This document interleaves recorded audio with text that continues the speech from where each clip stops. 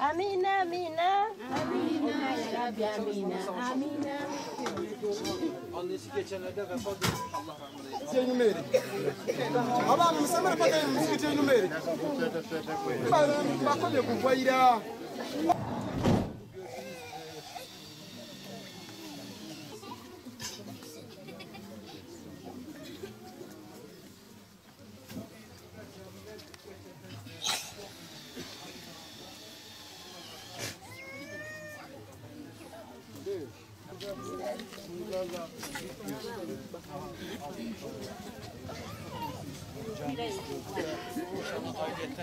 Gıda paketini bakaydı.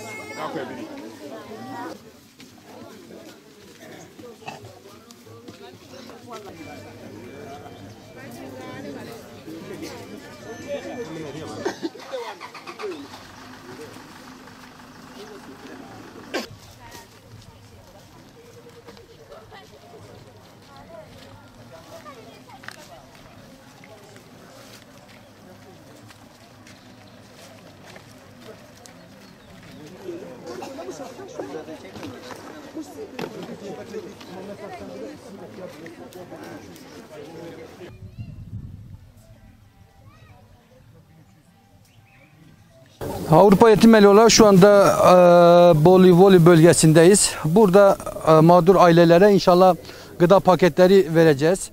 Gördüğünüz gibi bayanlar var, yaşlılar var, mağdur aileler var.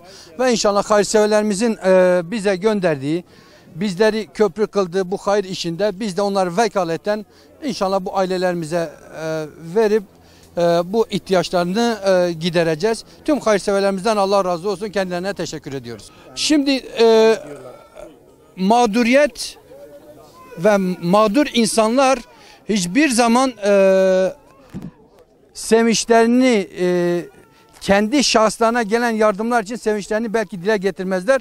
Çünkü biz bunları bizi karşılarken, bizi kucaklarken, bize sarılırken biz o manzarayı gördük. Ve bu bize sarılmalar bizim şahsımıza değildir. Bizim üzerimizdeki kurumun logosudur ve bu kurumu kendilerine köprü kılan hayırseverlerimize sarılmalarının işaretidir. Biz sadece dediğimiz gibi şahısız, aracıyız ve burada perde arkasında hayırseverlerimiz var. Buradaki mağdurların duaları bizim aracılığımızda hayırseverleredir. Ta 8.000, 10.000 kilometre uzaktan tanımadıkları mağdur ailelere gıda paketleri gönderiyorsa demek ki bu insanlık ve Müslümanlık adına gerçekten takdir edilecek bir şeydir.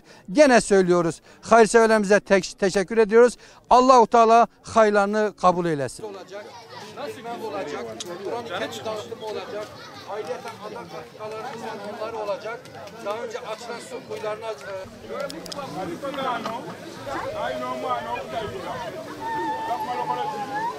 Abi nasıl bitirecek?